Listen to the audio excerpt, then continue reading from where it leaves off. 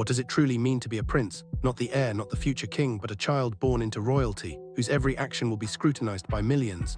At 11:01 a.m. on April 23, 2018, Louis Arthur Charles entered a world already spinning without him, a world defined by centuries of tradition, ceremony, and expectation. Outside the Lindo wing of St. Mary's Hospital in London, cameras had been poised for hours, ready to capture the birth of Britain's newest royal, but Louis was not arriving to claim a throne. He was stepping into a life of paradox, close enough to power to feel its heat, yet distant enough to experience the rarest form of freedom. He arrived at exactly 11:01 in the morning, stepping into a world that had been spinning long before his arrival.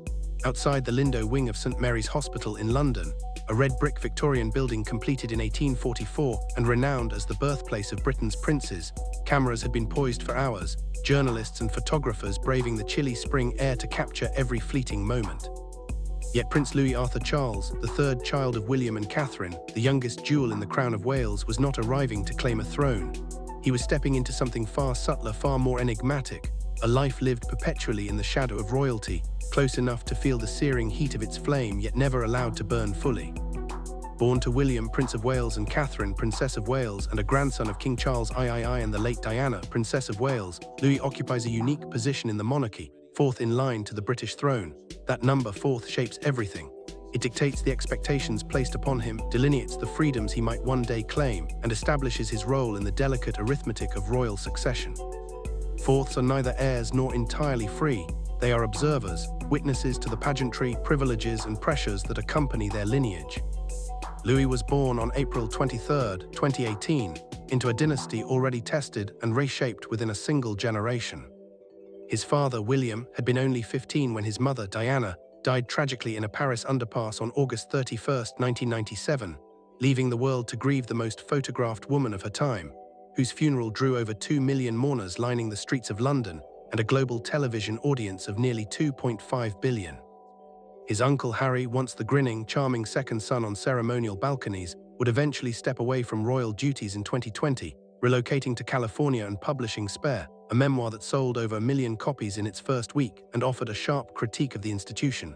Louis entered this inheritance without choice, as all children do, yet under the weight of centuries of history. His birth was heralded with gun salutes and bell ringing at Westminster Abbey, part of a tradition stretching back over 200 years for royal births. On April 27, 2018, his name, Louis Arthur Charles, was officially announced. The first name honored his maternal and paternal legacies. Louis paid homage to Lord Louis Mountbatten, the last Viceroy of India, whose assassination in 1979 profoundly impacted the royal family, while Arthur invoked a lineage of British kings and the enduring Arthurian mythos. The name Charles naturally echoed his grandfather, the Prince of Wales, later King Charles III. Notably, Louis had historically been used as a middle name in the British royal family, but as a first name, it reflected both European royal tradition and a subtle signal of William and Catherine's intention to navigate a modernized, more human-centered approach to parenting within centuries-old constraints. Even in these early details, the timing, the ceremonial announcements, the choice of name, Louis's life was already intertwined with both history and expectation. The Lindo wing itself had been the site of the births of multiple modern royals, including Prince William in 1982 and Prince Harry in 1984, a continuum of tradition stretching across decades. Louis's entry into this lineage underscored the delicate balance the monarchy must maintain, honoring tradition while accommodating the pressures and values of the 21st century. Though only minutes old, he had already entered a narrative shaped by tragedy, symbolism, and global fascination. His position in the line of succession, fourth, defining both his limitations and the rare liberties that might one day be his to claim. That intention to raise their children differently may well be the most consequential decision William and Catherine have made as parents. By the time Louis could begin forming his earliest memories, the family had moved away from the gilded formality of Kensington Palace, a residence with more than 775 rooms and a history stretching back to 1689, and settled instead at Adelaide Cottage, a modest 4-bedroom house nestled within the expansive grounds of Windsor Castle.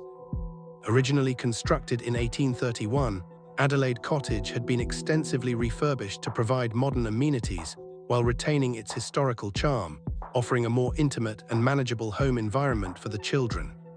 The choice was deliberate. William and Catherine wanted to provide Louis and his siblings with a semblance of ordinary childhood, one that included space to play, explore, and engage in day-to-day family life, rare privileges for members of the royal family, whose lives are constantly defined by ceremonial duties and public scrutiny.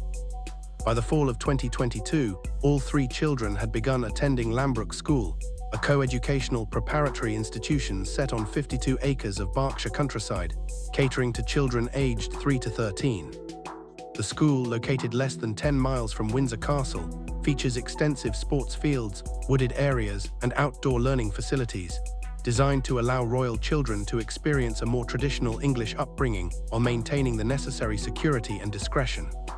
Press reports in late 2025 suggested plans for the family to relocate to Forest Lodge, a larger residence on the same Windsor estate, reinforcing their commitment to childhood defined by family life rather than the trappings of monarchy. The message was clear: less palace, more family home; less dynasty, more normalcy. Yet even in these quieter, seemingly private moments, the monarchy asserts its influence. The institution, steeped in over 1,000 years of history, never fully relinquishes its grip. Royal children, long before they can speak in full sentences or preside over ceremonial duties, function as potent symbols of continuity. George, Charlotte, and Louis made their carriage debut in 2022 during Queen Elizabeth II's Platinum Jubilee, a historic event attended by more than 10,000 guests and observed by over 1 billion viewers worldwide. The celebration marked 70 years of the Queen's reign and included over 1,500 military personnel, 200 horses, and numerous ceremonial processions through central London. Louis, then 4 years old, had yet to learn the subtle choreography of royal performance, the careful balance of composure, poise, and symbolic visibility demanded by centuries of tradition. Despite his parents' efforts to shield him from these pressures, the institution had its own expectations for him.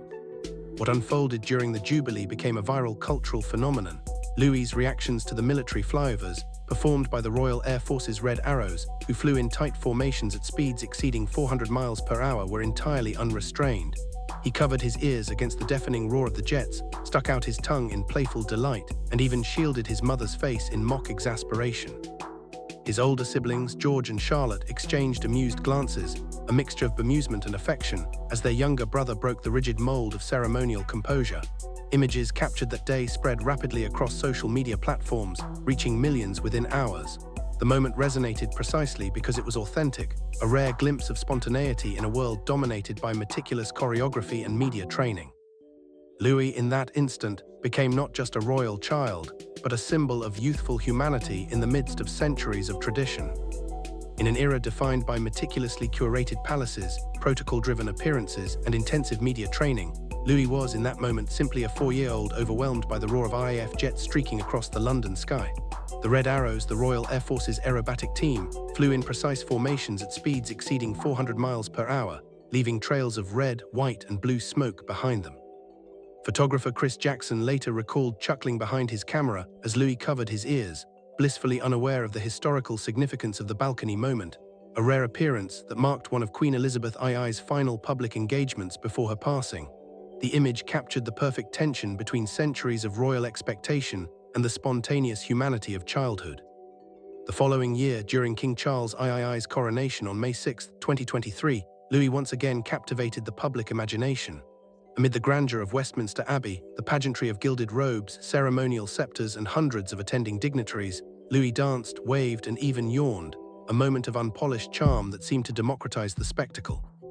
While adults maintained a veneer of solemnity and reverence, Louis behaved like any other 5-year-old enduring a long, glittering ceremony. His gestures, small, unplanned, and irrepressibly human, were broadcast across international media and social platforms, viewed by millions, and quickly became a defining viral moment. The world adored him not for his adherence to tradition, but precisely because he was unbound by it. Yet beneath these viral, endearing NG moments lies a more complex question: what exactly is Louis's role within the monarchy? Prior to the succession to the Crown Act of 2013, which ended centuries of male preference primogeniture, Louis would have been third in line to the throne, ahead of his elder sister, Charlotte. Now, under the modernized rules, he is fourth, following his father, his elder brother George, and Charlotte. The significance of this position is more than numerical. It defines his obligations, expectations, and his potential autonomy. As George and Charlotte eventually have children, Louis will drift further down the line, occupying a peculiar and nuanced space, close enough to power to bear its weight, yet distant enough to enjoy freedoms unavailable to direct heirs. History suggests that this position, the so-called spare heir, is both a privilege and a burden. William knows this intimately, having observed the trajectory of his own brother, Harry, who struggled under the tension between expectation and personal agency. Reports indicate that William is keenly aware of these risks for Charlotte and Louis, deliberately cultivating independence, resilience, and personal freedom for his second and third-born children, aiming to mitigate the pressures that shaped Harry's experiences. Spare heirs, though afforded protection and privilege, navigate a subtle tension between duty and liberty, a delicate balance between public expectation and personal identity. For Louis, now 7, this is a lesson yet to be fully realized, one that will unfold gradually as he grows into both his lineage and his own autonomy.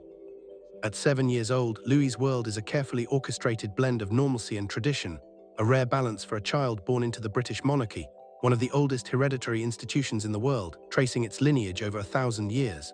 His parents, William and Catherine, are intent on providing a grounded childhood within this extraordinary framework, emphasizing outdoor play, sports, music, and unstructured family time. Trampolining in the gardens of Adelaide Cottage, a 4-bedroom residence refurbished on the Windsor Castle estate, providing over 5,000 square feet of family space, is a favorite activity. He exchanges whispered jokes and secret signals with his older brother George, 9, the heir apparent, and enjoys birthday photo sessions orchestrated by Catherine, who has personally captured hundreds of images documenting each royal milestone. On ceremonial occasions, such as balcony appearances at Buckingham Palace or the annual Trooping the Colour, William struggles to suppress laughter as Louis flings his arms wide, exuberantly embracing the spectacle.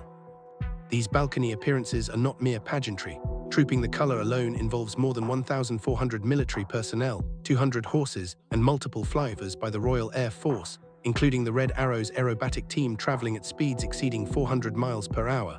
Amid such grand displays, Louis reminds everyone that he is, first and foremost, a child.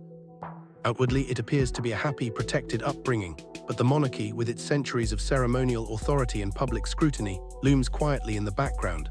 Analysts note that Charlotte, 8, and Louis, 7, may eventually be asked to undertake official duties representing the crown, though the family has signaled an intent to prioritize independence and a sense of normalcy. The question remains unresolved.